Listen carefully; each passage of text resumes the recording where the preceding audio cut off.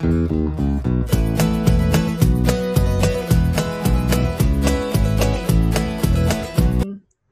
ini kita kumpul lagi di apa nih Lau sebutannya?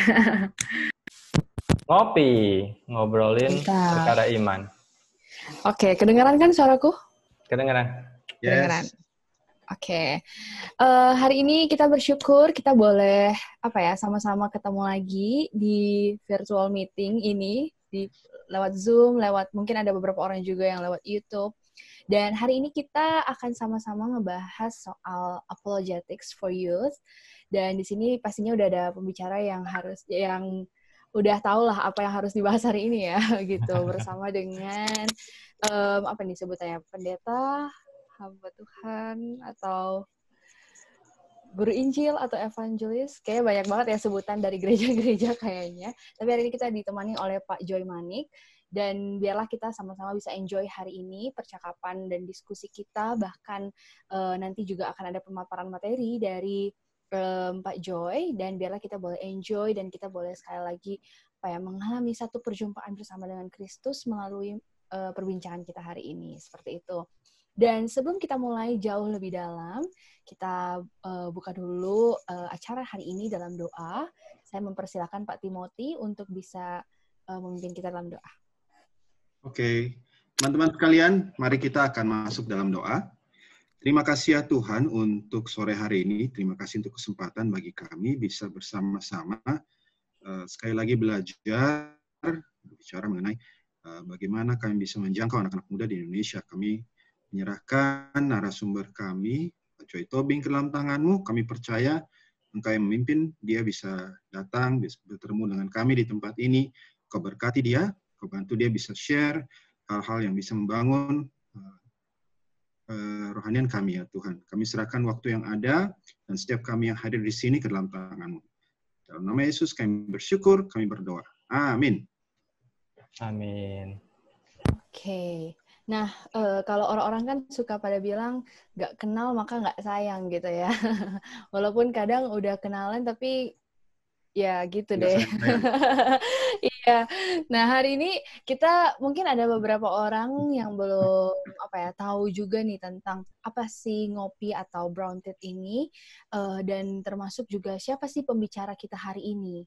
Seperti itu. Nah, oleh karena itu saya persilakan Lauseroni untuk memperkenalkan kepada kita soal ngopi ini dan juga pembicara kita pada hari ini. Silakan Lauseroni. Oke, selamat sore teman-teman. Terima kasih boleh join di ngopi kita, ngobrolin perkara iman. Dan ngopi ini adalah salah satu bagian dari pelayanan Browntis Production yang nanti bisa teman-teman lihat di channel YouTube. Hari ini juga join bersama dengan Pak Joy Manik, seperti itu ya, di dalam acara kita. Dan saya akan kenalkan narasumber kita dengan nama lengkap Joy Abram Manik. Adalah anak kedua dari 3 bersaudara dan orang tuanya berasal dari Sumatera, tetapi semua anak-anak lahir dan besar di kota Bandung. Oh, ternyata kita sama nih, berasal dari Bandung. Walaupun lahir dari keluarga Kristen yang sangat mengasihi Tuhan, Joy tetap harus menghabiskan waktu 8 tahun lebih menjalani pemulihan dari kecanduan narkotika di 4 panti rehabilitasi sebelum meresponi panggilan Tuhan untuk menjadi hamba Tuhan penuh waktu. Dan Pak Joy Manik itu sekolah S1-nya STH di Sekolah Tinggi Teologi Injili di Surabaya dan meraih gelar sarjana teologi di tahun 2005 dan di 2011 menyelesaikan program Magister Divinitas MDiv di Sekolah Tinggi Teologi Aletheia Lawang, dan saat ini Pak Joy melayani di GKI Pregolan Bunder Surabaya dan juga sebagai dosen di Universitas Kristen Petrus di dalam mata kuliah etika dan filsafat agama. Dengan pengalaman masa muda yang seru, beliau melayani kaum muda menjadi salah satu passion-nya. Karena itu menarik, kita hari ini akan bahas tentang apologet dengan orang-orang muda. Itu aja perkenalannya. Nanti kalau mungkin Pak Joy mau tambahkan, boleh. Silakan. Oke, terima kasih Lauseroni. Kayaknya langsung aja kali ya oleh Pak Joy untuk bisa kasih kita materi dan juga membawa kita untuk mengenal lebih dalam terkait dengan materi atau topik kita hari ini. Oleh karena itu kepada Pak Joy Manik dipersilakan.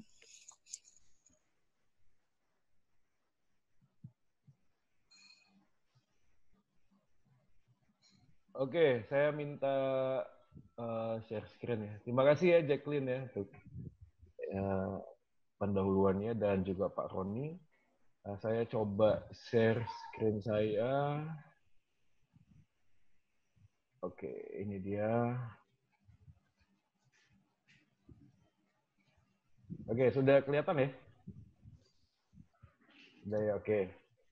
Oke, kita akan mulai pada sore ini. Ini waktu yang singkat, tapi paling tidak nanti kita akan ada banyak diskusi berkaitan tentang apologetika for youth atau kepada anak muda. Tadi sudah diperkenalkan oleh Pak Roni tentang background saya, dan kalau teman-teman memperhatikan setiap apologet Kristen itu selalu punya latar belakang yang membuat kita itu seperti dalam tanda kutip ya, jadi radikal, karena bicara apologetika ada banyak orang juga konteksnya selalu dikaitkan dengan keluar dari zona nyaman yang biasa dilakukan oleh beberapa pelayan Kristen lainnya. Saya bukan ngomong bahwa menjadi apologet itu lebih mulia, lebih terhormat daripada pelayan yang lain, tetapi memang di dalam konteks pelayanan yang sifatnya itu cross religion ya, ini keyakinan itu tidak terlalu banyak. Kalaupun ada beberapa orang yang masuk dalam pelayanan yang seperti ini, itu cenderung itu lebih banyak ofensif, lalu kemudian mendikte, menggurui, atau mungkin ada yang sebagian lainnya malah cenderung lebih ini ya, lebih seperti superior ya, superior. Jadi saya akan memulai bagian ini dengan membacakan 1 Petrus 3:15 yang rasanya ini menjadi ayat sakti ya, untuk bicara tentang apologetika. Ya, firman Tuhan bilang begini, tetapi kuduskanlah Kristus di dalam hatimu sebagai Tuhan, dan siap sedialah pada segala waktu untuk memberi pertanggungan jawab, apologia, kepada tiap-tiap orang yang meminta pertanggung jawab dari kamu tentang pengharapan yang ada padamu, tetapi haruslah dengan lemah lembut dan hormat, ayat 16, dan dengan hati nurani yang murni, supaya mereka yang memfitnah kamu karena hidupmu yang saleh dalam Kristus menjadi malu karena fitnahan mereka itu. Jadi kalau teman-teman membaca 2 ayat ini saja, sebenarnya kita langsung mendapatkan sebuah pesan yang tidak sulit untuk bisa ditafsirkan, yaitu kalimat-kalimat menjadi kata kunci. Misalnya, kuduskanlah Kristus, ya itu ditaruh di dalam awal penjelasan untuk pertanggungjawaban. Bahkan di ayat yang ke-16, kalau kita baca, dengan hati nurani yang murni, supaya mereka yang memfitnah kamu karena hidupmu yang saleh dalam Kristus. Jadi pertanggungjawaban yang dituliskan di dalam 1 Petrus 3:15 dan 16 ini berkaitan erat dengan hidup yang saleh.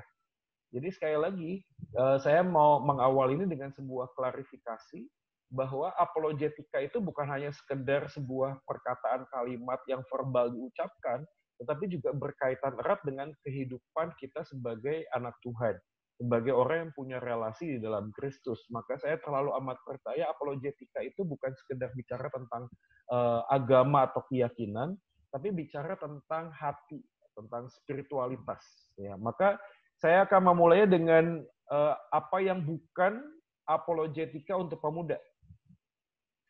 Yang pertama adalah yang bukan adalah melakukan diskusi mengenai agama dan keyakinan. Menurut saya dalam konteks pemuda, apalagi dalam zaman now, kita ini udah jengah ya dengan diskusi tentang agama dan keyakinan. Dan dari berapa banyak interaksi yang saya lakukan dengan anak pemuda, mereka tidak terlalu antusias kalau kaitannya tentang diskusi tentang agama dan keyakinan. Mengapa demikian? Karena memang tidak bisa dipungkiri anak-anak pemuda ini, saya bicara anak pemuda ini kalau tahun ini dihitung itu di bawah umur 35 gitu ya, kurang lebih ya, sampai kemudian usia SMP ya. Bahkan kalau saya bicara tentang anak saya saja yang usianya 10 tahun, itu sudah pernah bertanya tentang how come we have two gods, misalnya we have Jesus as a God and also we have God in heaven. So we have two gods, katanya, kita punya 2 Tuhan. Ini anak SD 10 tahun. Bahkan terakhir pertanyaannya adalah, kalau semuanya dalam dunia dia yang menciptakan, so who made God? Siapa yang menciptakan Tuhan? Dan waktu pertanyaan ini muncul, saya langsung terpikir dengan berapa banyak orang tua yang di zaman ini kemudian mengabaikan pertanyaan-pertanyaan anak-anak pemuda saat ini. Ada banyak hal cara mengabaikannya. Misalnya papa mama nggak tahu, tanya sama losemu, tanya sama guru Injilmu, tanya sama orang lain dan lain sebagainya. Itu semuanya dikatakan. Tapi lebih menarik adalah begini. Kenapa kemudian anak-anak pemuda dan remaja ini bertumbuh tidak lagi suka dengan agama, suka dengan keyakinan, suka dengan kekristenan? Karena anak-anak itu bukan hanya membutuhkan jawaban secara verbal, tapi juga mereka melihat attitude orang tua di dalam rumah yang tidak lagi selaras dengan apa yang sebenarnya diajarkan dan mereka paham dan mengerti. Nah, ini saya coba lihat proses komunikasi ya. Ini dalam konteks memang komunikasi verbal. Kalau teman-teman melihat memperhatikan antara komunikator dan komunikan ya, ini dua hal ya. Itu selalu ada pesan dan saluran. Ya, jadi ada kalimat, ya saya mengerti. Oh, dia mengerti. Jadi percakapan itu terjadi seperti orang ngomong, lalu menangkap sebuah pesan. Saya kasih contoh sederhana gini. Suatu kali, saya lagi baca buku, lalu saya mendengar istri saya itu lagi masak dan bertanya, telurnya mau 1 atau 2. Ini saya taunya di belakang. Saya waktu mendengar istri saya ngomong, saya langsung jawab begini. Oke. Ya, lalu dia ngomong lagi, saya jawab oke. Dia ngomong lagi, saya jawab oke. Tiba-tiba dia ada di samping saya, lalu nempuk dada saya. Pundak saya lalu ngomong, apanya yang oke? Saya bilang, kamu ngomong kan? Iya. Saya jawab oke. Ya, kamu tahu nggak pesannya apa? Nggak tahu. Jadi saya bisa hear the voice, but I'm not listening to the word. Saya bisa mendengar suara, tapi saya tidak memperhatikan isinya. Maka ini yang saya katakan ada satu gambaran ya sini noise antara sebuah kalimat yang kita sampaikan, pernyataan. Saya bilang begini ya, komunikator ini bukan hanya dengan kata-kata, tapi antara zaman now anak pemuda dengan orang-orang tua ya, katakanlah termasuk hamba Tuhan, guru Injil ya, I'm sorry to say but I have to saying this to us, karena kadang-kala banyak anak muda tuh ngomong begini, yuk ngomong apa sih, nggak relate sama hidup gua gitu loh. Lu khotbah di surga, kita masih di dunia bro gitu loh. Come on, wake up man gitu loh. Ya nggak nyambung gitu loh. Lu ngomong apa sih di atas mimbar gitu loh. Kita ini banyak pergumulan. Nah, dari lack of communication itu ada noise. Nah, kadang-kadang kita bicara tentang apologetika, kita merasa begini, kita ngomong sesuatu menjelaskan Allah Tritunggal, Allah Bapa, Allah Anak, Allah Roh Kudus, lain sebagainya, tapi kita nggak memperhatikan behind the question. Nah, itu Raffi Zacharias ngomong penting banget. Ya, apologetika itu bukan hanya sekedar menjawab pertanyaan, tapi menjawab sang penanya. Artinya behind the question itu sebenarnya ada apa? Kenapa dia bertanya tentang Allah Tritunggal? Itu dulu yang ditangkap kadang-kadang. Sehingga noise-nya itu bisa direduksi. Saya nggak ngomong hilang ya, tapi bisa direduksi. Si apologetika kepada anak muda itu sebenarnya bukan hanya sekedar tentang diskusi tentang agama dan keyakinan. Bukan itu. Yang kedua, yang bukan apologetika untuk anak pemuda adalah berkaitan dengan menolak isu pluralitas dan menekankan subjektivitas agama atau keyakinan. Beberapa kali saya melihat di medsos, di dalam percakapan, diskusi, lain sebagainya, saya ini melihat begini, seringkali pada waktu dialog terjadi antara anak pemuda dengan orang lain, katakanlah ya, kita ini selalu menganggap bahwa pluralitas itu salah. Enggak loh.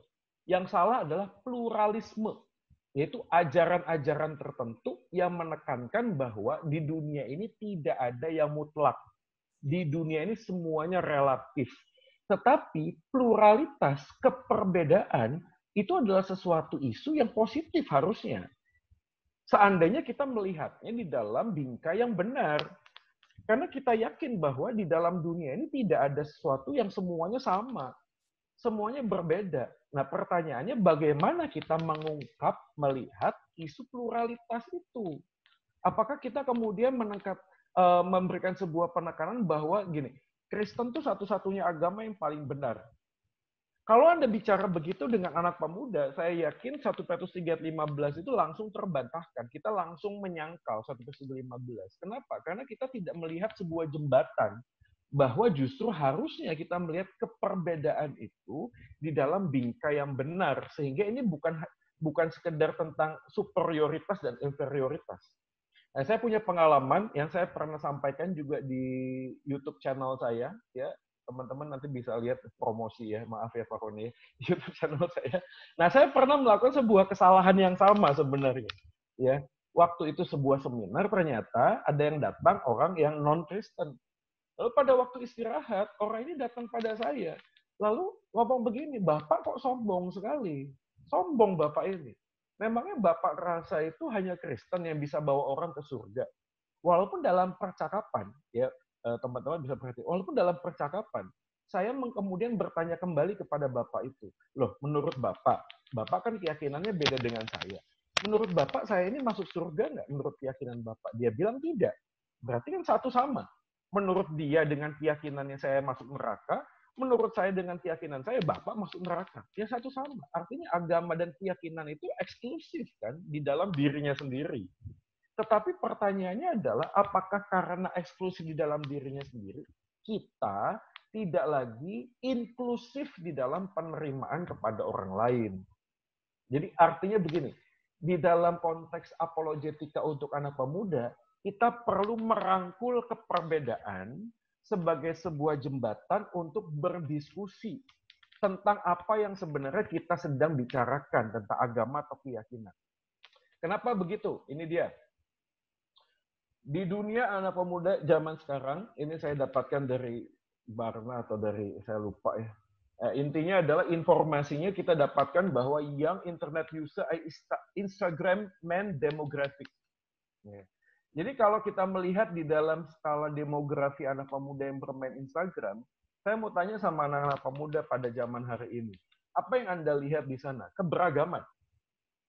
Keberagaman itu sangat luas, bukan hanya sekedar melihat cantik atau tidak cantik, bukan hanya melihat quote yang bagus atau tidak bagus, bukan hanya melihat orang yang hobinya memamerkan sesuatu, memperlihatkan sesuatu, tapi kita bisa melihat bahwa anak-anak pemuda zaman sekarang ini hidupnya itu luas sekali. Kita ini bukan sedang mencari informasi di media sosial, tapi informasi itu mengejar kita. Jadi kalau dalam konteks bagian ini kita bisa memahami demografi anak pemuda yang bisa melihat keperbedaan, maka hari ini apologetika buat anak pemuda adalah bagaimana kita bisa menekankan dan memperlihatkan bahwa Tuhan itu yang menciptakan keberagaman. Dan pada waktu kita melihat Tuhan menciptakan keberagaman, sebenarnya apakah tujuan Tuhan itu menciptakan keberagaman? Nah, saya pernah buat quote seperti ini kalimatnya. Kalau ada anak pemuda hari ini sedang berpacaran, ya, carilah orang yang tidak cocok. Karena pada waktu Anda tidak cocok dan pasangan Anda tidak cocok, Anda sama-sama jadi cocok, yaitu sama-sama tidak cocok. Karena impossible kita mencari orang yang bisa cocok sama kita, betul nggak sih? Ya mungkin ada orang yang cocok sama kita. Yang kita harus cari adalah ketidakcocokan. Sehingga pada waktu saya tidak cocok dengan kamu tidak cocok sama saya, berarti kita sama-sama cocok. Ini sebenarnya permainan kata sih. Tapi kalau kita melihat ketidakcocokan, kan kita melihat keperbedaan. Kita nggak bisa lalu semata-mata melihat orang lain sebagaimana kita pengen melihat diri kita sendiri. Karena seringkali kita justru menjadikan diri kita menjadi satu parameter yang paling benar terhadap orang lain. William Lane Craig pernah berkata demikian, orang tidaklah bersifat relativistik dalam hal ilmu pengetahuan, perkayasaan, dan teknologi. Orang bersikap relativistik dalam pluralistik dalam hal agama dan etika. Jadi kalau kita melihat dua kalimat William Lane Craig ini, sebenarnya William Lane sedang ngomong begini, kalau orang tidaklah bersifat relativitis dalam hal ilmu pengetahuan, maka harusnya ilmu pengetahuan, teknologi itu dijadikan jembatan untuk menjelaskan tentang pluralistik hal agama dan etika. Jadi anak muda itu diajak untuk berdiskusi atau berpikir bukan hanya sekedar dengan apa yang dipahami dengan kata-kata, tapi apa yang kita lakukan sepanjang hari. Come on. Kita lakukan banyak hal kok sepanjang hari, dan kita bersifat begini kok. Untuk ilmu pengetahuan, kita bisa ngomong, ya masing-masing sama lah, atau masing-masing punya keperbedaan lah, tapi kita melihat ada sesuatu yang sama misalnya. Maka itu yang harusnya dipakai dong. Itu harusnya dijadikan jembatan, bahwa kita pada waktu berbeda satu dengan yang lain, itu bukan berarti membuat kita saling membenci satu dengan yang lain. Maka melihat relativistik di dalam agama dan etika ini harus dijembatani melalui kita ini bertingkah laku dengan hal yang memang sifatnya itu relativistik. Tapi pada saat yang sama, kita memutlakkan sesuatu kok. Saya kasih contoh sederhana seperti ini. Kalau ada orang berkata demikian, Pak, di dunia ini, Pak, semuanya itu relatif. Tidak ada yang mutlak, Pak. Semuanya itu relatif. Kalimat ini itu relatif atau mutlak? Oke. Luar biasa ya, saya lihat wajahnya semuanya kayaknya akan left semua ya, tambah bingung. Enggak, kalimatnya di dunia ini tuh nggak ada yang mutlak, Pak. Semuanya relatif. Nah, kalau kita balikan bertanya, kalimat itu mutlak apa relatif? Sama seperti gini lah, saya ngomong, teman-teman sekalian, di dalam ngopi ini, Anda tahu nggak, saya Joy Manik adalah orang yang paling rendah hati, Pak. Saya ini tidak sombong, saya sangat rendah hati. Saya tanya sama Jacqueline, kira-kira, waktu saya ngomong begitu, apa yang ada di benak Anda? Oke, terima kasih jawabannya ya. Baru mau jawab, Pak. Oke. Jawabannya saya tahu, saya karena bisa melihat wajah Anda ya. Ngomong-ngomong, sudah punya pacar belum? Nanti kita doa ya. Oh, kenapa jadi ke situ? Ya, nggak ada hubungan. Saya tahu, pasti Jacqueline ngomong begini, Pak Ejo ini sombong banget, karena kalimat saya itu membunuh isinya sendiri. Waktu saya ngomong saya orang yang rendah hati, ya pada saat yang sama saya jadi sombong. Kalau ada orang ngomong, nggak penting lah jadi orang penting. Kalau jadi orang penting nggak penting, apa yang dibahas? Kalau nggak penting ya sudah, diam saja, nggak usah ngomong apapun gitu loh. Dan ini sering terjadi kan, di dalam relativisme dan mutlak.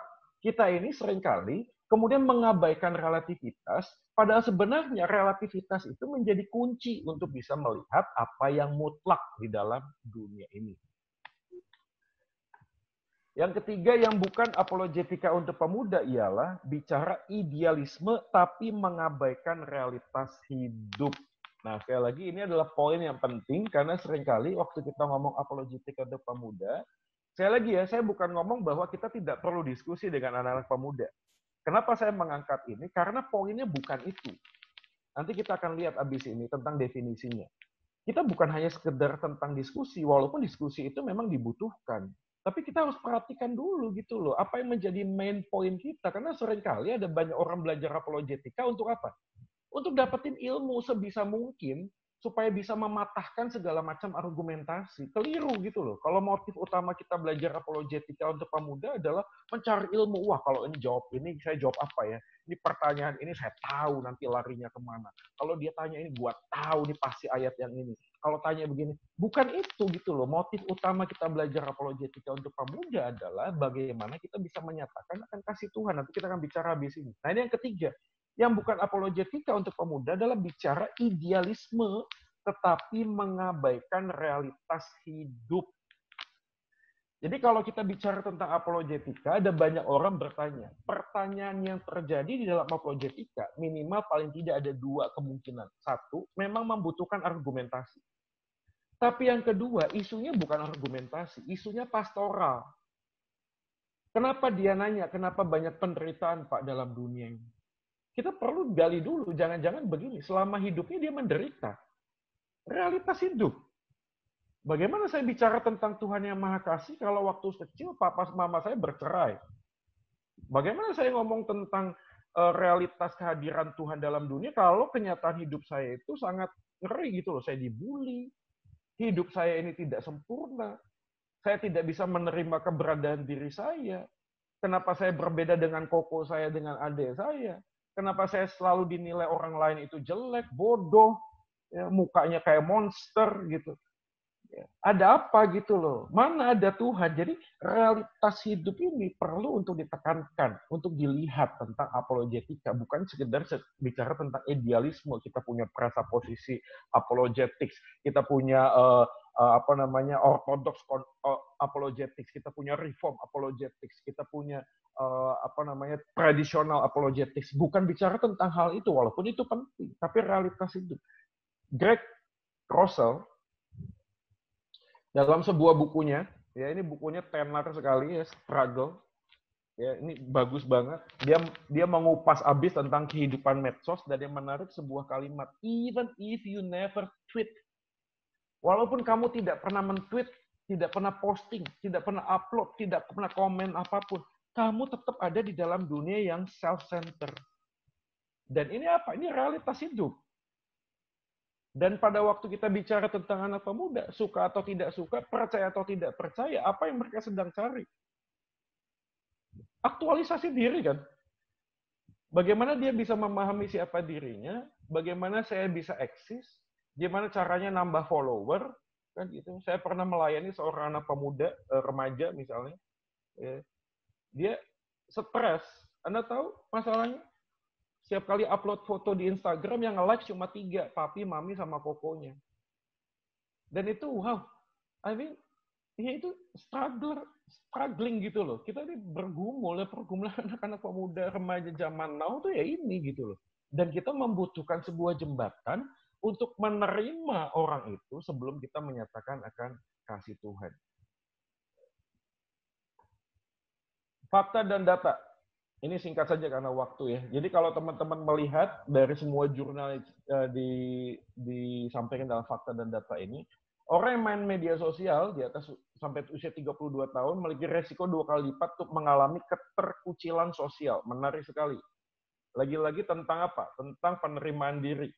Peneliti dari Universitas Babes Bolyai di Romania, resiko depresi dan kecemasan mencapai 3 kali lipat. Yeah. Peneliti dari Universitas Pittsburgh mengatakan kaitan gangguan yang menyimpulkan cahaya biru merupakan salah satu penyebabnya. Saya pernah baca sebuah buku, saya lupa judulnya apa, dia membuat sebuah survei yang dikutip dalam sebuah bukunya. Dia bilang begini, suatu kali dibuat sebuah percobaan. Seorang anak kecil, ya mungkin bayi 5 tahun atau 6 tahun, ditaruh di sebuah ruangan dengan penuh mainan. Dia hanya sendirian di sana, lalu tidak lama kemudian dia mengambil mainan yang dia suka. Ketika dia sedang bermain dengan mainan yang dia suka, lalu satu orang anak kecil lainnya dimasukkan ke dalam ruangan tersebut. Dan ruangan tersebut tuh banyak mainan, guys. Dan apa yang terjadi? Setelah dia melihat semua mainan yang ada di sekelilingnya, Anda bisa tebak anak yang kedua ini ngapain? Merebut mainan yang dipegang oleh anak yang pertama. Lalu dia bilang begini, aneh sekali. Segitu banyaknya mainan, kenapa mainan anak pertama yang diambil? Karena di dalam diri manusia, kita itu merasa kita akan bahagia untuk mendapatkan apa yang orang lain dapatkan. Ini bukan masalah banyak pilihan di dalam dunia, ini bukan. Kita seringkali melihat orang lain untuk ditujukan, untuk menjadi penilaian terhadap diri kita sendiri. Dan kita tidak akan pernah bisa menemukan bahagia kan di sana. Maka apologetika untuk pemuda adalah sebenarnya sebuah usaha yang didorong oleh kasih Kalvari untuk menyatakan Injil Kristus dalam sebuah proses pemuritan melalui karya dan kata. Oke, ini kata-kata kuncinya. Yang pertama adalah sebuah usaha yang didorong oleh kasih Kalvari. Jadi apapun hari ini kita ikut dan mendengarkan ya tentang apologetics for youth, ya mungkin Anda punya beban untuk memenangkan anak pemuda, belajar apologetika, dan lain sebagainya. Sebelum Anda berjumpa dengan kasih dari Bukit Golgota, kasih dari salib Kristus tersebut, rasanya kita tidak akan menjumpai apapun. Nggak akan menjumpai apapun. Maka kita perlu bertanya dahulu, kenapa saya terpanggil? Nah, Raffi pernah ngomong, setiap panggilan itu ada push, ada pull. Ada dorongan dalam hati, passion, push, tapi juga ada pull. Pull artinya apa? Apakah ada satu tempat di mana Tuhan itu menyediakan sebuah komunitas yang menarik kita? Maka kalau teman-teman melihat setiap apologetics, apologet yang hadir, itu selalu punya beban. Ya bebannya bukan cuma tentang superioritas agama dan keyakinan, bukan. Tapi bagaimana supaya kasih Tuhan itu dinyatakan. Dan yang berikutnya kata kuncinya adalah menyatakan Injil Kristus. Maka setiap percakapan yang saya lakukan dalam diskusi apologetika, saya akan tetap berusaha untuk sampai kepada sebuah poin bagaimana Injil Kristus, penebusan dosa manusia, ya, kebangkitan Kristus. Itu yang mengembalikan relasi kita kepada Tuhan itu menjadi core, menjadi akar yang paling utama. Ya, makanya kita percaya begini, agama membuat orang jahat jadi baik, tapi kekristenan mengubah orang yang mati menjadi hidup.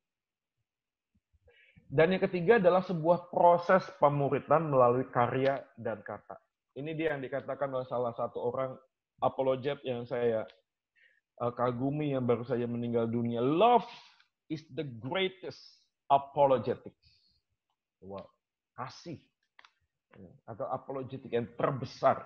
Maka selama kita tidak mempunyai kasih, selama kita tidak didorong oleh kasih kepada anak pemuda, setiap diskusi, percakapan apapun, maka akan berujung kepada perdebatan yang tiada arti, bahkan hanya akan berorientasi kepada kemahiran, kepandaian diri yang tidak punya esensi apa-apa.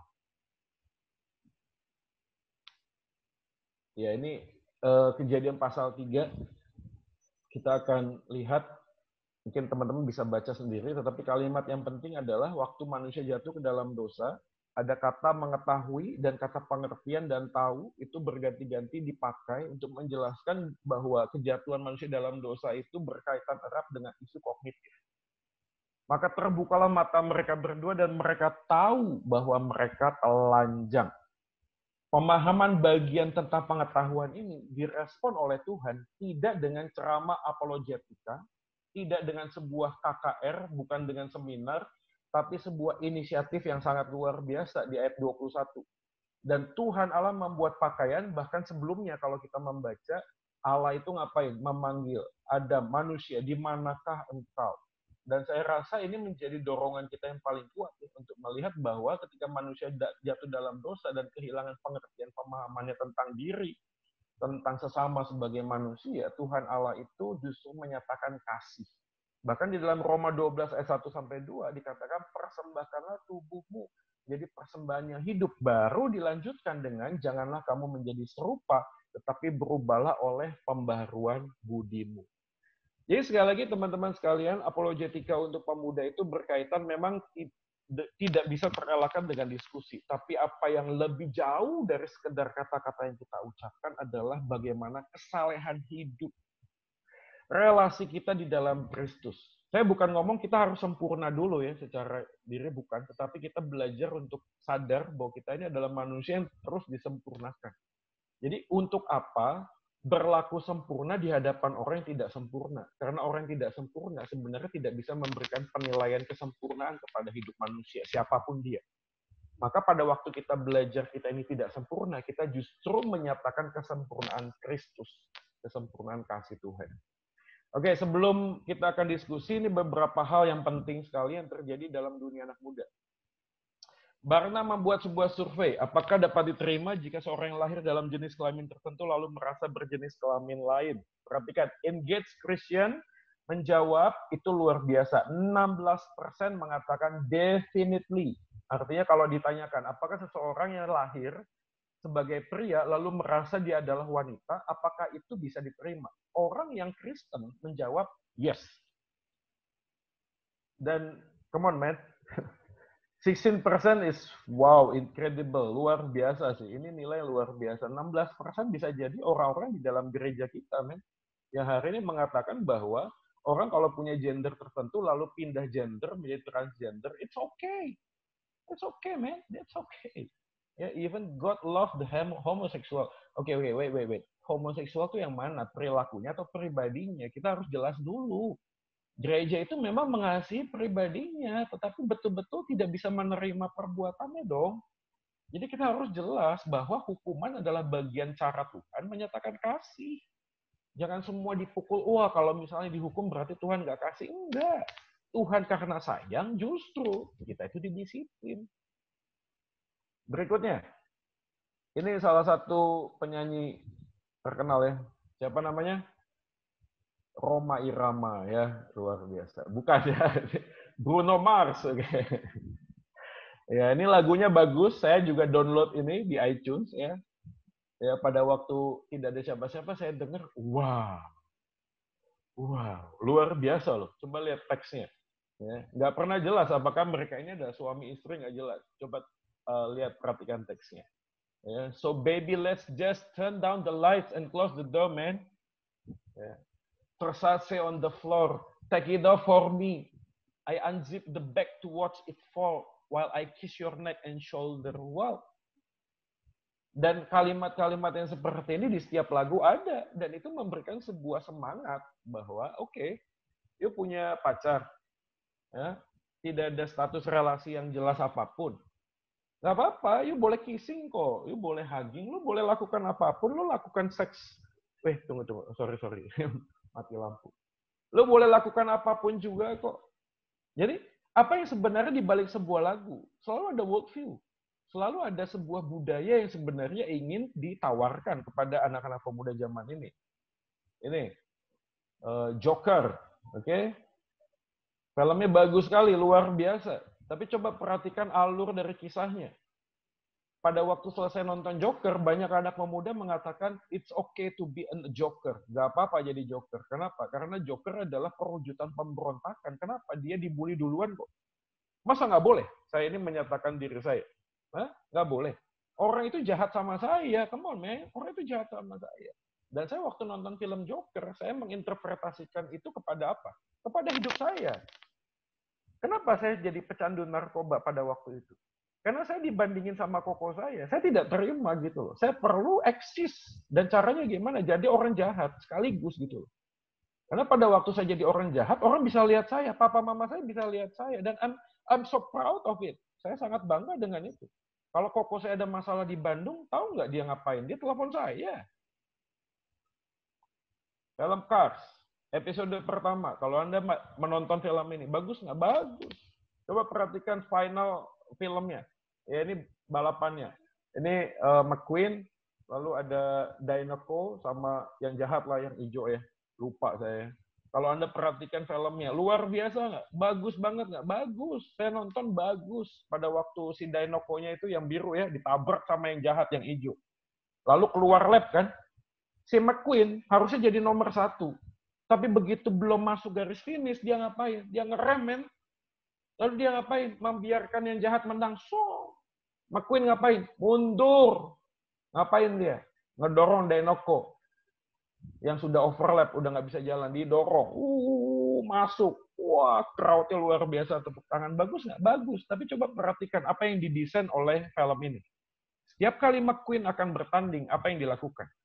Dia selalu mengatakan begini, I am fast. I am fast. Dan kalimat-kalimat itu diulang terus, sehingga membuat pemirsa yang mengatakan, kalau lu pikir lu bisa, lu pasti bisa. Artinya apa sih? Lu nggak butuh Tuhan. Nggak butuh. Oke, lu bikin bisa, lu pasti bisa lah. Sudah, lakukan saja. Bahkan orang yang nggak pakai Tuhan pun bisa baik kok. Maka semua yang terjadi dalam... Ini udah mau habis ya waktunya? Berapa menit lagi? Saya lupa. Belum, Pak. Belum.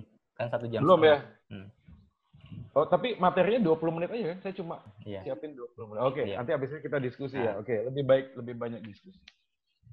Jadi kalau kita melihat anak-anak pemuda hari ini, apologetics itu melihat beyond, melampaui, melebihi. Apa yang sebenarnya anak-anak pemuda pada zaman ini sedang jalani adalah mereka sedang berperang di dalam apa? Worldview. Dan dunia dan budaya itu menjadi sebuah kemasan yang paling ampuh untuk bisa mencuci otak, untuk bisa menyatakan sebuah budaya tertentu kepada anak-anak pemuda kita. Dan problemnya adalah bagi apologet Kristen seringkali hanya bicara kekristenan tanpa bicara budaya yang ada di sekelilingnya. Berapa banyak hamba Tuhan banyak ngomong tentang Kristen, tentang Yesus, tapi nggak pernah ke bioskop. Bagaimana mungkin kita bisa jadi jembatan gitu loh, menjembatani apa yang sedang digumulkan sama anak pemuda ini. Bagaimana mungkin kita bicara tentang kebenaran, tapi kita tidak menyatakan penerimaan. Kenapa? Karena dikit-dikit medsos setan, itu Facebook setan, gitu kan. Dikit-dikit nanti ngapain nonton YouTube, ngapain main games. Come on, man. Ya harus dilihat gitu loh. Ya oke, kita ada di tengah-tengah budaya ini bukan untuk kemudian ditolak mentah-mentah, tapi melihat bagaimana bahwa semua dunia dan budaya ini itu sebenarnya adalah anugerah umum yang sudah jatuh dalam dosa. Kan gitu harusnya melihatnya. Jadi ada kebenaran-kebenaran umum kan yang sebenarnya kita harus pakai untuk menyatakan dan kasih Tuhan. Kalau orang anak-anak pemuda dan remaja mencari sebuah kebahagiaan, karena apapun yang kita cari dalam dunia ini, ujungnya adalah apa yang bisa membuat kita bahagia. C.S. Lewis di dalam sebuah quotation yang mengatakan sebuah kalimat yang luar biasa. God cannot give us a happiness and peace apart from Himself, because it is not there. Ya, perhatian C.S. Lewis itu menarik sekali. Kenapa? Karena menarik Allah sang pribadi dengan kebahagiaan dan damai sejahtera. Jadi pada waktu kita bicara tentang Allah dan kedamaian dan kebahagiaan dan damai sejahtera itu, kita harus melihat bahwa wujudnya hanya bisa dipenuhi di dalam diri Allah itu sendiri.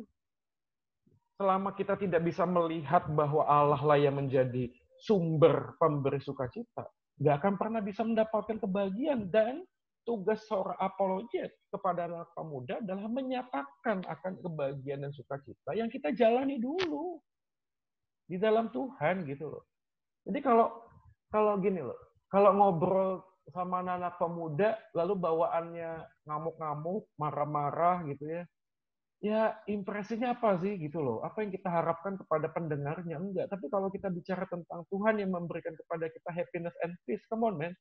Kita bicara tentang Tuhan tuh dengan sukacita, tidak dengan mengernyitkan dahi, ya, tunjuk-tunjuk sana sini kan gitu. Enggak begitu. Tapi kita menjalani kehidupan yang bahagia di dalam Tuhan. Dan pada waktu kita bicara tentang Kristus dan karyanya, itu betul-betul nyata, bukan sekedar dengan kata-kata. Jadi gini, teman-teman sekalian, kita harus menyadari fakta itu bukanlah sebuah kebenaran yang tepat. Fakta memang betul sebuah kebenaran, tetapi kita harus lihat bahwa setiap manusia itu menafsirkan sebuah fakta. Waktu kita dengan orang lain melihat satu objek tertentu, kita bisa menghasilkan sebuah daya pikir yang berbeda. Saya kasih contoh. Suatu kali saya diundang teman-teman pemuda. Kak Joy, kita ke kafe yuk. Ya, ke kafe. Ada kafe baru buka. Saya bilang oke. Nah, pada bayangan saya ngomong oke mau ke kafe karena saya mau nyobain kopi baru. Kopi. Karena kafe, kopi. Tapi setelah tiba di kafe tersebut, betapa sangat mengejutkan karena tidak ada seorang pun yang pesan kopi. Bahkan tidak ada seorang pun yang pesan makanan yang berbau dengan kafe tersebut. Teman-teman bisa tebak apa yang mereka lakukan. Foto-foto. Jadi bayangan anak pemuda waktu ngomong kafe bukan makanan, bukan kopi, yaitu tempat yang Instagramable, yang bisa diupload di dalam Instagram mereka. Jadi satu objek kafe, orang bisa melihat, kafe minum kopi, karena memang gua suka kopi. Tapi bagi orang lain, kafe ya lihat tempatnya, bisa di tempat foto atau enggak. Kita bisa memikirkan begini kalimatnya. Bukan apa yang kita lihat menentukan sikap hati kita. Keliru. Tapi sikap hati kita menentukan bagaimana kita menilai apa yang kita lihat. Dan fungsi apologet Kristen pada waktu bicara tentang pemuda adalah mencari sikap hati anak-anak pemuda itu dahulu. Apa yang ada di dalam hati? Francis Schaeffer, seorang filsuf juga apologet yang saya juga kagumi, beberapa buku yang saya baca, itu mengatakan kalimat sangat luar biasa. What I do is what I think. What I think is what I believe. So my belief determine what I do. Apa yang kulakukan adalah apa yang kupikirkan. Apa yang kupikirkan adalah apa yang kupercaya. Jadi segala tindakan apapun yang saya lakukan dalam dunia ini adalah wujud nyata apa yang saya percaya dalam hati. Bahkan James K. Smith mengatakan, what I believe is what I love. Apa yang kupercaya adalah apa yang aku kasihi, aku cintai. Jadi ujung-ujungnya kita bicara tentang apa? Kasih. Setiap manusia itu membutuhkan kasih. Kasih itu akan memberikan sebuah kebahagiaan. Dan justru disitulah sebenarnya kita harus menemukan apologet Kristen menemukan bahwa tidak ada jawaban lain. Tidak ada yang bisa mengisi dan memberikan kebahagiaan selain daripada Kristus yang adalah Allah itu sendiri, yang mengembalikan relasi kita kepada Tuhan, yang membuat kebahagiaan itu yang sejati di dalam hidup masing-masing dari kita. Oke, sampai di situ dulu pemaparan presentasi saya. Semoga ini semuanya juga bisa, ini betul-betul sangat singkat, guys. Saya tahu, tapi ini kan namanya ngopi ya, jadi ngobrol. Ya, jadi kalau saya ngomong terus rasanya bukan ngobrol ya. Oke, saya serahkan kepada Jacqueline. Oke, thank you Pak untuk pemaparannya. Apa ya? Saya pikir ini harusnya berkaitan dengan kita semua, since kita kayak saya juga kerja di daerah kampus gitu ya. Terus apa ya? Kayaknya beberapa orang ini juga yang ikut hari ini harusnya berelasi lah ya dengan anak-anak muda. Dan kurang lebih tahulah apa yang harus atau apa yang mereka gumulkan sebenarnya. Oke, terima kasih banyak Pak Joy. Mungkin ada teman-teman yang mungkin mau memberikan pertanyaan atau diskusi terkait dengan topik kita hari ini. Kalau nggak ada, saya aja. Ya, memunculkan topik.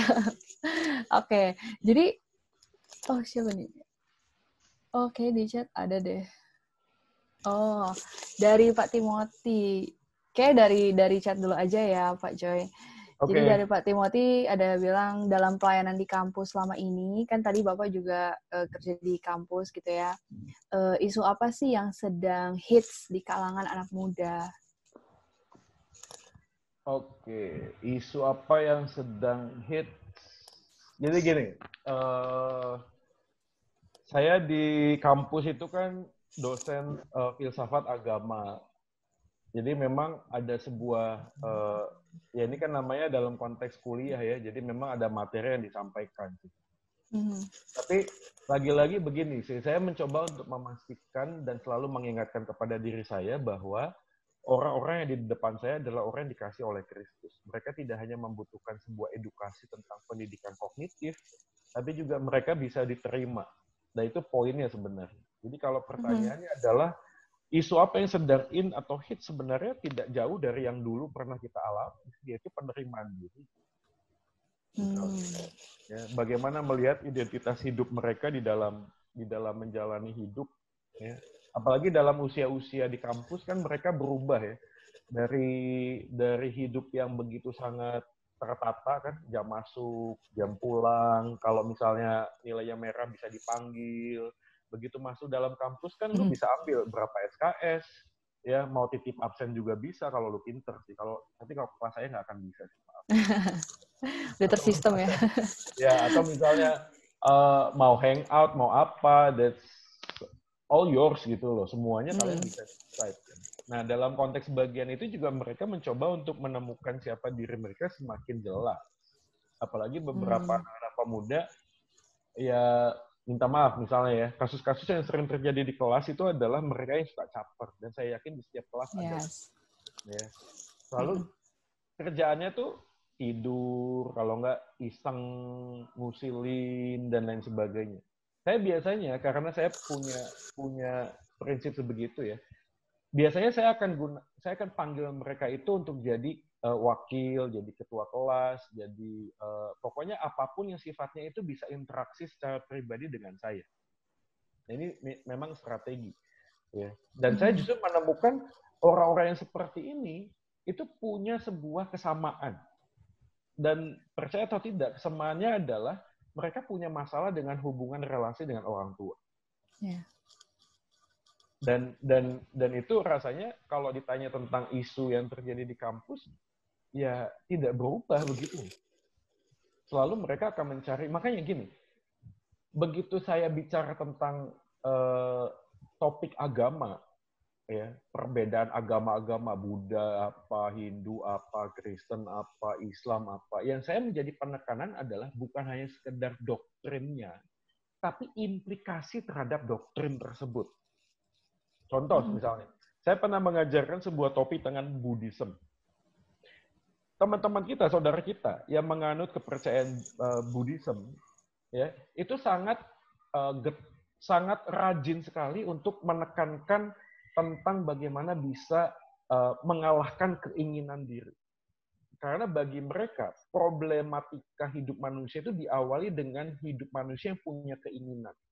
Sehingga manusia harus belajar untuk menyangkali semua keinginan dalam titik tertentu menjadi pribadi yang sangat baik.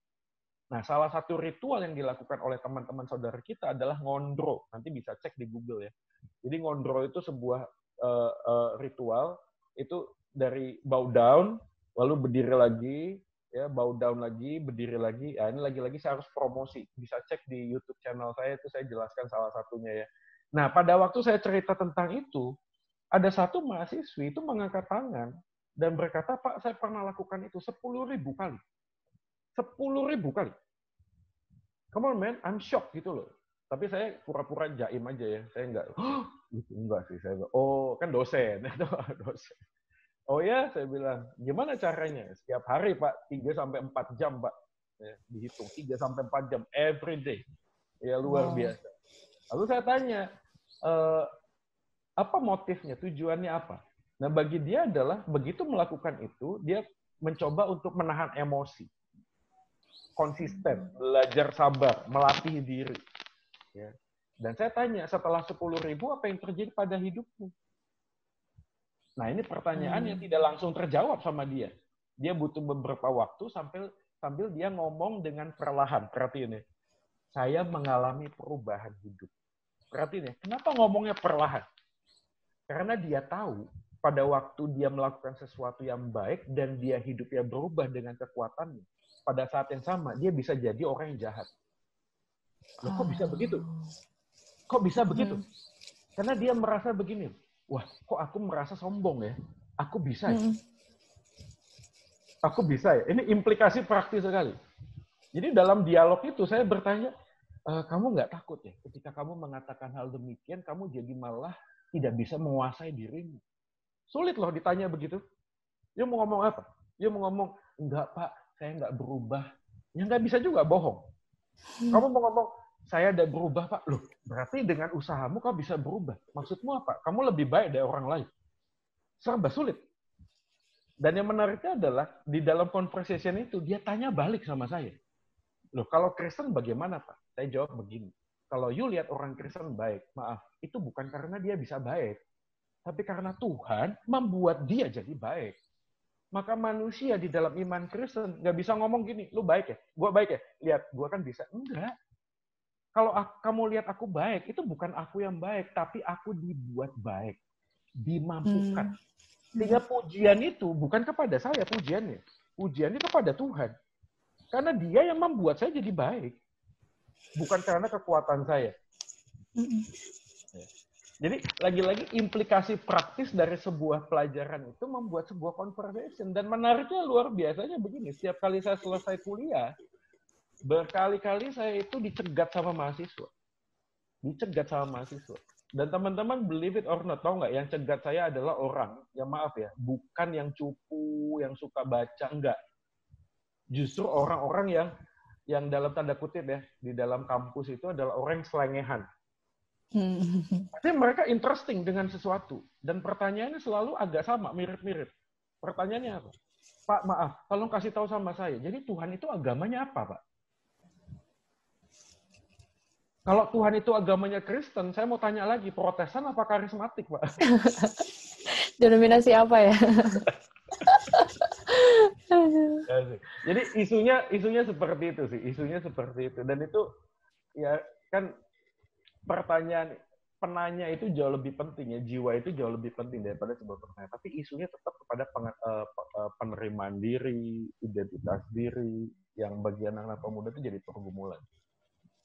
Oke. Berarti memang nggak jauh-jauh dari itu ya sebenarnya. Dan kayak itu memang dosa yang dari dahulu sekarang, dan nggak tahu apakah akan sampai selama-lamanya, kayaknya iya deh.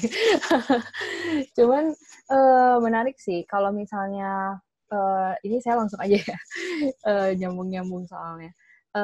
Kalau misalnya dari ceritanya Pak Joy, pernah nggak sih ada misalnya kayak di kelas atau di manalah gitu. Pokoknya anak muda atau siapapun yang ketika akhirnya Pak Joy bisa masuk dan akhirnya memberitakan tentang kasih Kristus itu, apakah mereka jadi bisa decide untuk misalnya benar-benar jadi percaya kepada Kristus sebagai Tuhan Juru Selamat. And then abis itu, kalau misalnya mereka decide, and then ketika dia masuk gereja, apakah mereka benar-benar merasakan itu dan akhirnya mereka, oke, kayaknya memang benar ini. Atau akhirnya mereka juga tetap struggle gitu dengan keputusan ketika mereka udah menjadi percaya sama Tuhan gitu. Kayak ibaratnya struggling yang mereka sebelumnya itu mereka belum selesai ternyata. Pernah nggak kayak gitu? Kalau pernah boleh cerita atau? Ya, ini pertanyaan baik. Saya ngomong nggak banyak, tapi ada. Dan akhirnya kita memutuskan pertemuan seperti PA di luar kampus. Okay. Dua orang yang saya sampai sekarang ingat adalah mereka yang punya background non-Kristen. Ya, kemudian ngechat saya. Lalu dia ingin belajar lebih jauh. Yang kedua, itu pergumulnya tentang penerimaan diri tadi, tentang homoseksual.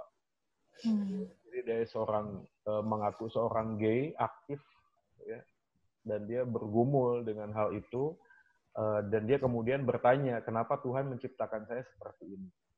Dan itu juga kami lakukan percakapan akhirnya di luar kampus. Dan yang puji Tuhan ya buat saya begini, kami di kampus itu punya dosen yang juga punya visi yang sama. Sehingga kita itu bisa berbagi. Terlepas dari mereka itu kemudian memutuskan langsung atau tidak, ya karena hampir tidak ada sih yang saya tahu langsung kemudian ke gereja atau apa, enggak. Tapi saya amat yakinnya gini, setiap firman, percakapan yang ditaburkan di dalam hati mereka itu paling tidak memberikan benih tertentu yang mungkin ada waktunya Tuhan sendiri yang akan menuainya sih. I don't know. Mungkin setelah graduate saya juga nggak tahu. Makanya kan itu panggilan mulianya seorang dosen ya, seorang guru, seorang dosen ya. Jadi mereka itu bisa memberikan opsi lain yang mungkin mereka sedang tanyakan di dalam hidup. Makanya saya selalu mengajak teman-teman dosen itu apapun yang Anda ajarkan, ya bidang pelajaran apapun, sebenarnya itu selalu punya nuansa apologetik sebenarnya. Bagaimana melihat matematika, fisika, ekonomi itu di dalam cakrawala bingkai yang luas, yaitu bagaimana Tuhan sendiri sebenarnya ada di dalamnya, tidak terpisah. Jadi kan problemnya banyak anak muda ini kan mereka itu selalu berpikir dikotomi hidup ya. Jadi bicara hal rohani itu tidak ada hubungannya sama ilmu pengetahuan, sama pendidikan, sama bisnis gitu. Bicara tentang rohani itu bicara tentang roh gitu ya. Ya pokoknya ada rohnya.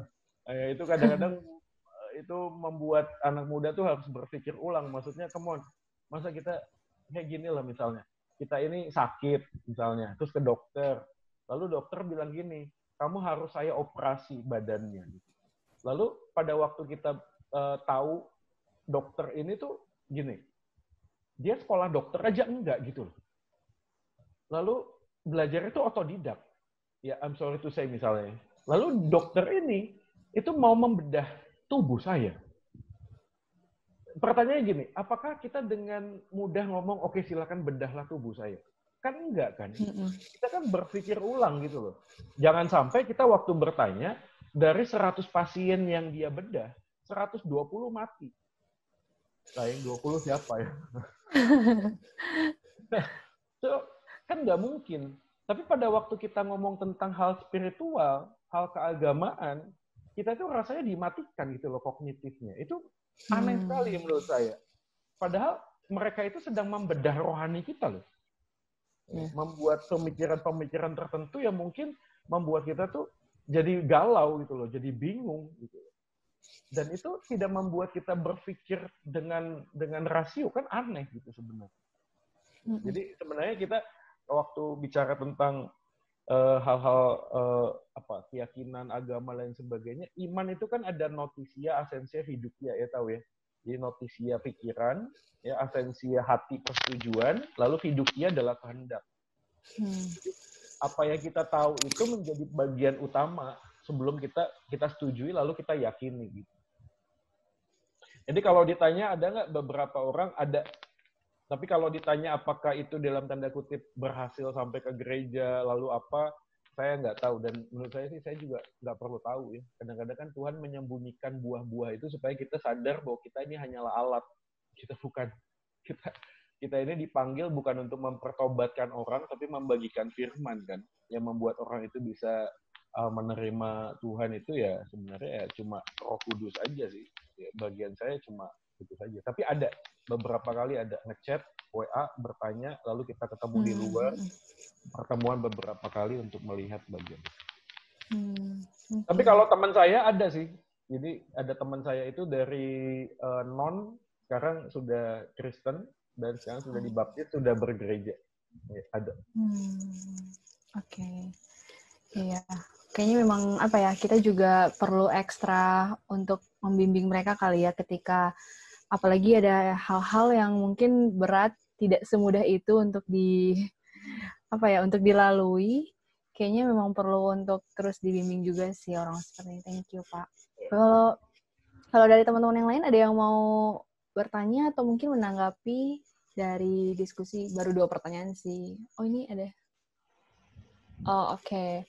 Aku bacain aja kali ya. Jadi ada yang tanya, Pak, kalau misalnya ngomongin soal kampus, sebenarnya bukan cuma di kampus doang sih ya, tapi kalau aku lihat dari anak-anak muda pun, bahkan yang udah kerja, kayak ada beberapa orang itu, kayaknya banyak juga, yang merasa, kayak kurang peduli gitu loh terhadap kegerakan kekristenan, atau kayak mereka benar-benar dari kecil kan emang udah Kristen kan sebenarnya, tapi kayak bisa aja ada yang hanya Kristen KTP atau ada juga yang memang belum mengenal siapa itu Kristus sebenarnya atau belum benar-benar mengalami Injil itu sendiri gitu.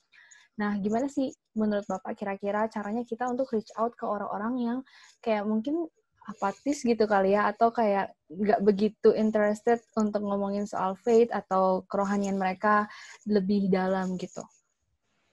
Oke. Ini juga pertanyaan sangat baik buat saya. Sebenarnya gini, kenapa mereka begitu? Karena hidup orang Kristen juga biasa-biasa sih. Apa ya? Hidupnya orang Kristen tuh nggak menarik gitu tuh. Iya bisa. Kadang tuh dianggap aneh gitu loh. Maksudnya, aduh masa dikit-dikit dosa, dikit-dikit setan gitu. Ya saya bukan ngomong dan mau menghakimi mereka yang kalau di ruang ibadah begitu sangat khusyuk sih, tapi di luar kemudian tidak nampak apa-apanya gitu loh. Maksudnya di kampus, di kelas nyontek, di tempat ibadah angkat tangan sambil nangis-nangis. Ya kemana aja lo gitu. Jadi kalau ditanya gimana kita bisa reach out mereka yang misalnya hidup itu, ya mulai dari ya hiduplah memancarkan kasih Tuhan sih. Ya bukan ngomong memancarkan kasih Tuhan tuh setiap kali ngomong ada nats ayat firman Tuhan ya. Ya bukan itu juga. Bukan juga dikit-dikit latahnya rohani gitu. Bawain jatuh, darah domba Allah. Wah. Kesandung darah Yesus gitu ya, bukan itu juga sih. Tapi gimana kita bisa menjadi orang tuh yang setiap kali berbincang-bincang tuh orang tuh tertarik gitu. Maksudnya Yesus tuh bicara kita ini kan garam kan gitu. Garam kan ya, seperti kita tahu ini bukan khotbah juga, ini kan ngobrol. Apa sih garam itu? Ya garam asin. Ya kalau garam asin ya harusnya memberi rasa dong di sekitarnya gitu loh. Jadi ya bukan cuma dengan kalimat, dan buat saya itu penting banget sih. Contoh ya sederhana ya.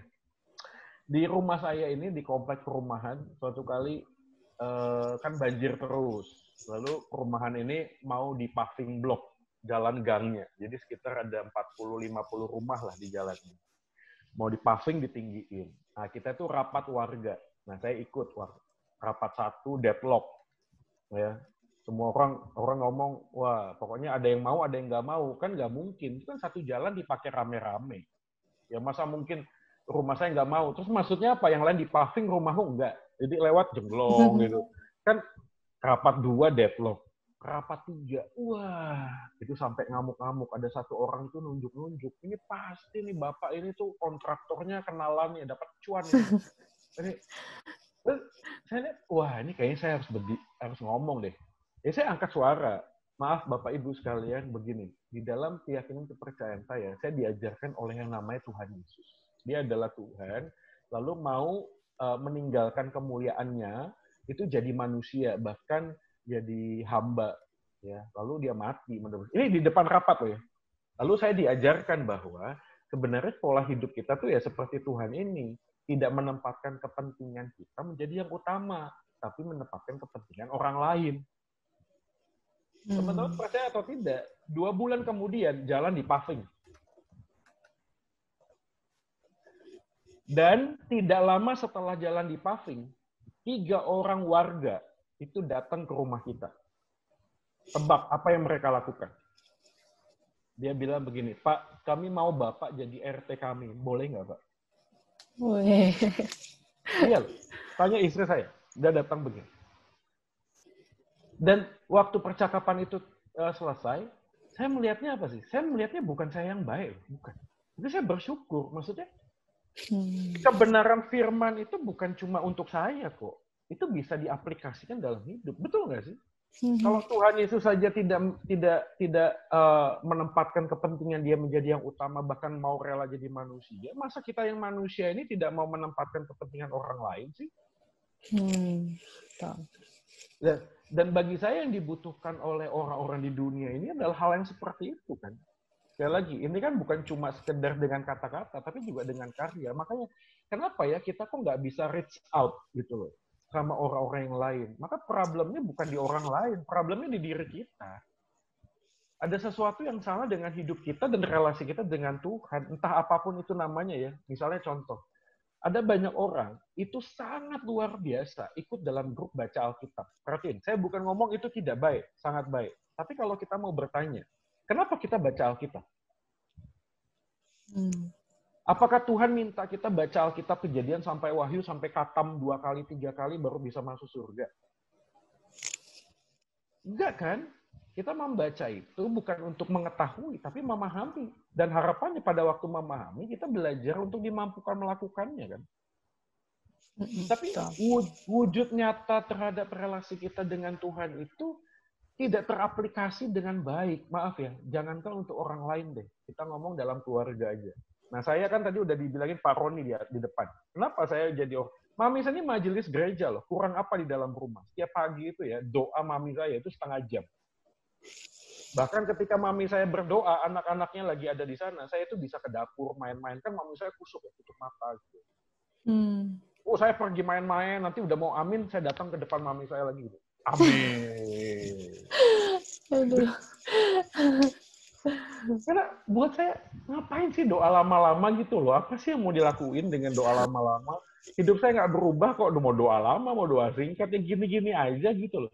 Jadi saya mulai bertanya-tanya, kenapa ya? Ada apa ya dengan keluarga saya dulu? Saya menemukan, ya seperti pertanyaannya begitu. Kadang-kadang kita kehilangan relasi kita dengan Tuhan, padahal kita ada di rumah Tuhan. Jadi seringkali kita memuji Tuhan karena kita ada di rumah Tuhan, pada saat yang sama kita kehilangan hadirat Tuhan. Nah ini udah sering kita bahas nih waktu pandemi COVID-19 ini.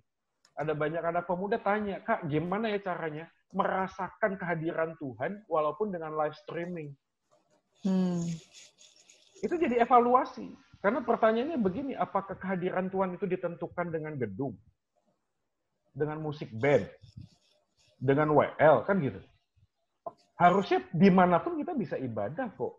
Selama kita sadar bahwa kita ini sedang berjumpa dengan Kristus Tuhan yang sudah menebus dosa kita. Maka duka cita terdalam kita terhadap dosa, itu menimbulkan sukacita yang besar di dalam Tuhan. Nah ini yang kadang-kadang nggak engage sama teman-teman. Ya saya bukan bilang juga saya sudah sempurna sih. Ya, tapi saya mencoba untuk belajar. Sama anak-anak saya juga bilang begitu. Setiap kali ada hal yang kita sedang ajarkan, kita selalu mengkaitkan bagaimana kalau ada Yesus di sini. Apa yang akan Yesus lakukan, katakan kepada kita. Saya selalu ngomong sama anak saya, umur 10 tahun. Coba, kalau ada Yesus di sini tanya, Kira-kira abang sama adik, Yesus akan ngomong apa? Jadi bukan cuma nilai moralitas loh ya. Nggak boleh begitu, jangan begitu. Bukan. Tapi Injil Kristus itu hadir dalam setiap percakapan dalam hidup gitu loh. Kenapa kita melakukan ini, tidak melakukan itu? Bukan sekedar karena moralisme di dalam dunia ini. Bukan. Saya juga tidak menjamin anak saya akan betul-betul luar biasa baik, tapi minimal bagian saya adalah menyatakan Kristus di tengah-tengah ketidaksempurnaan saya sebagai orang tua. Oke. Terima kasih, Pak. Kayaknya ini memang, saya juga akhirnya teringat sih sama di Kisah Para Rasul, jemaat mula-mula itu di akhir kan disebutin kalau mereka itu disukai oleh banyak orang, dan banyak orang menjadi percaya gitu, karena hidup mereka. Kayak itu yang, kayak benar-benar dipertanyakan dan digumulkan juga oleh orang-orang di luar sana terkait dengan kekristenan gitu. Iya, iya. Oke, nah di sini ada satu orang yang mau berpendapat, Pak, di kolom chat ada juga sih. Jadi ini Andre, mahasiswa STT GMI. Beliau ingin bertanya, Pak, saya ingin beri pendapat, Pak, menurut saya semua agama baik, tapi sifat orang yang salah dan perbuatannya yang selalu membawa agama selalu bertengkar. Kita lihat tokoh-tokoh agama, Pak, semua mengajarkan kebaikan seperti Yesus dan Muhammad baik semua. Nah, menurut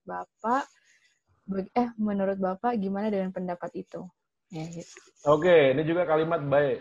Ya, secara sederhana jawaban saya begini.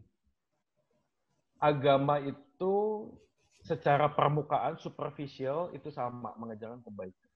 Tapi secara fundamental itu berbeda karena konsep Allah. Nah, lagi-lagi saya harus promosi YouTube channel saya pernah bahas ini. Ya.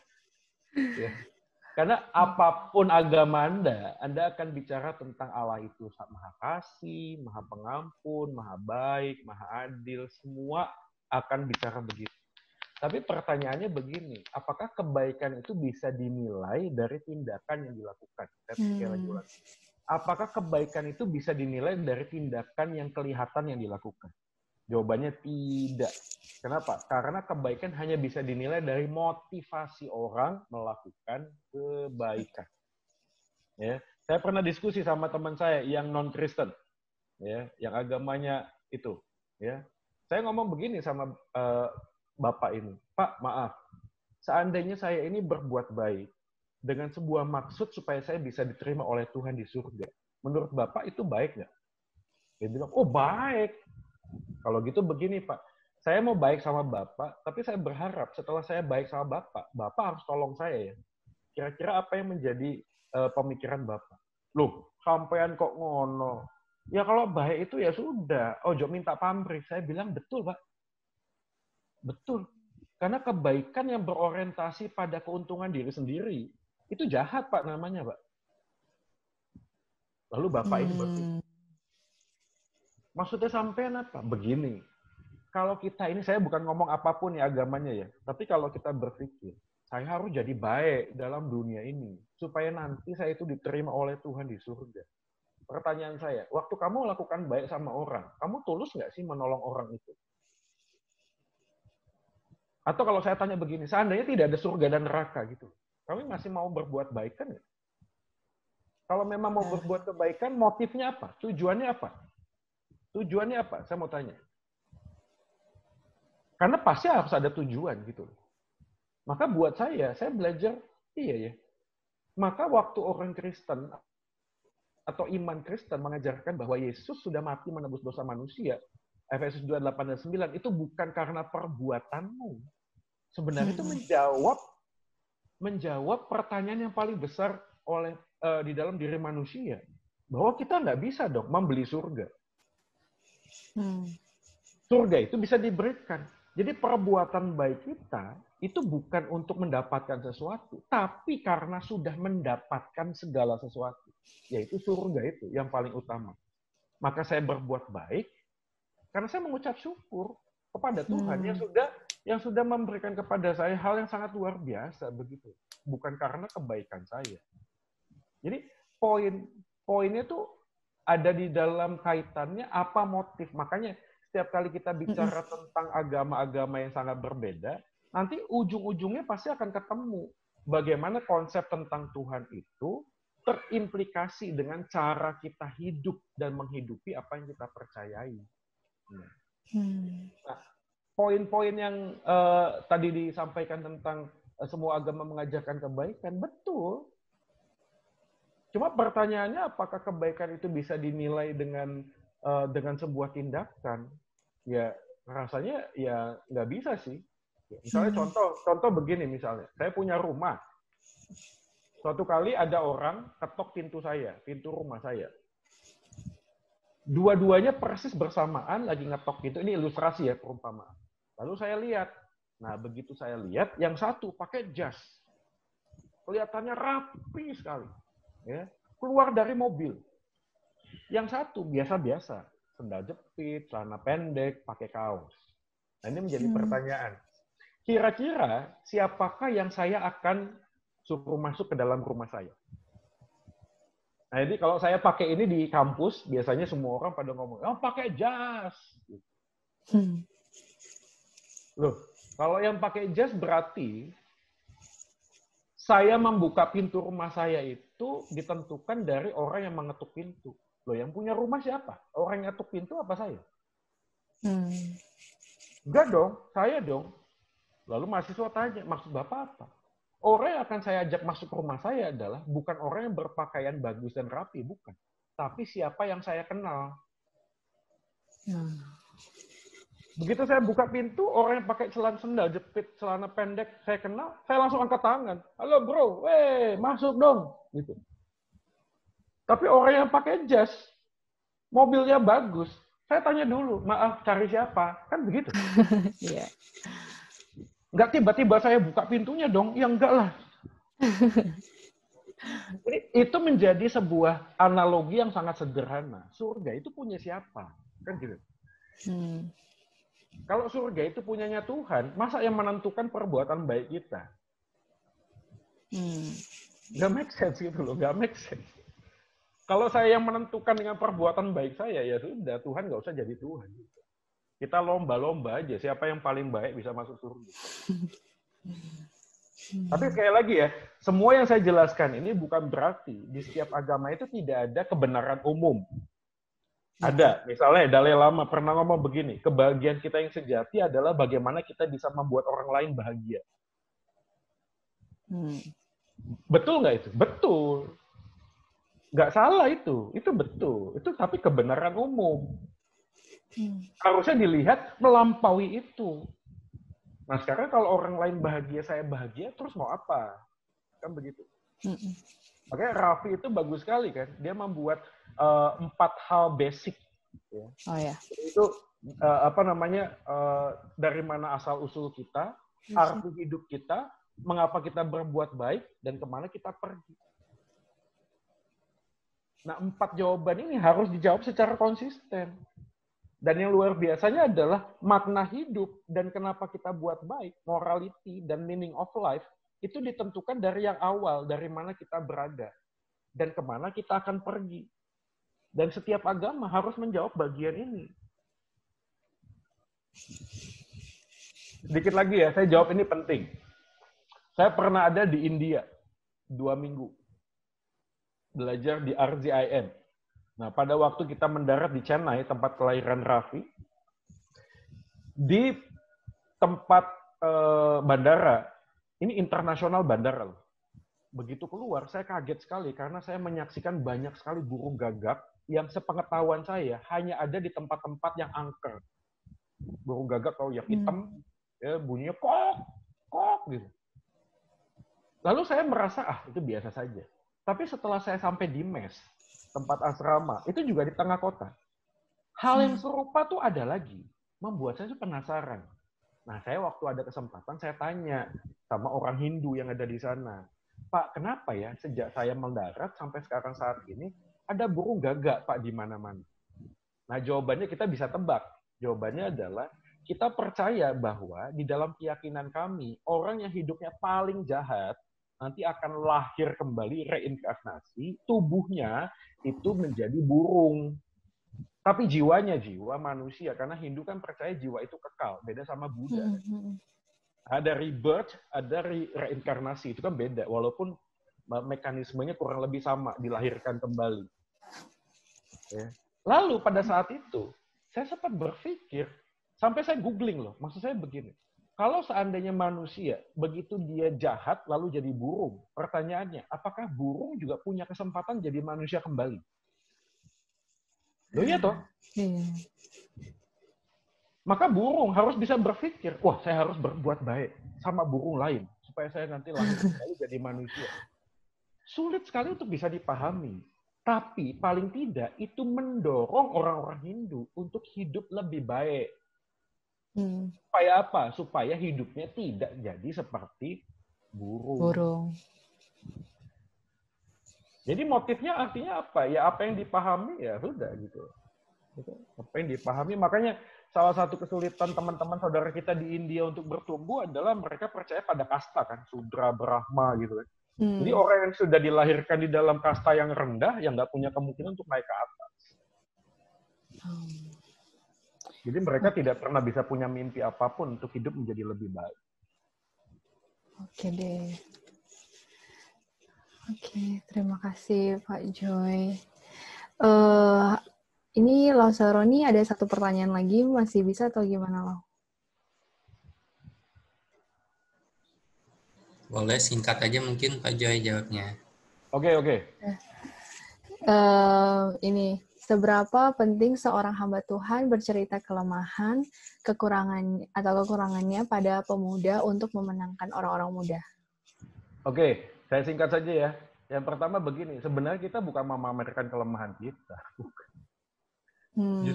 Justru yang kita sedang bagikan adalah bagaimana proses pengudusan terjadi di dalam diri kita.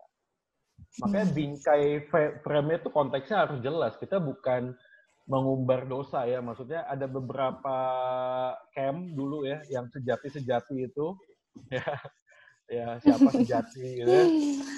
Saya juga waktu itu saya kontra banget gitu loh. Maksudnya bukan gitu, bukan lalu kemudian saya ngumbar dosa terus minta maaf lalu kemudian terjadi pemulihan, bukan. Tapi saya melihat bahwa siapa saya di hadapan Kristus itu semakin bertumbuh. Makanya poinnya bukan kelemahan kitanya, bukan. Tapi poinnya adalah anugerah Tuhan yang selalu nyata di dalam hidup kita.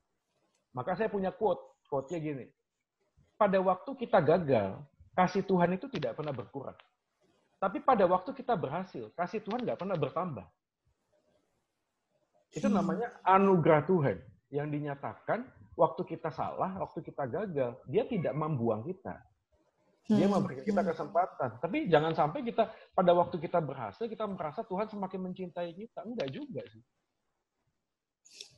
Jadi kalau ditanya seberapa jauh harus menyatakan kelemahan, sebenarnya poinnya bukan di kelemahan kita. Poinnya adalah pada kesempurnaan Yesus yang beranugerah kepada kita. Nah, Tuhan itu begitu sangat memberikan anugerah sehingga aku yang demikian lemah ini tetap diberikan kemampuan untuk maju. Maka di dalam kelemahanku, kuasa Kristus semakin nyata.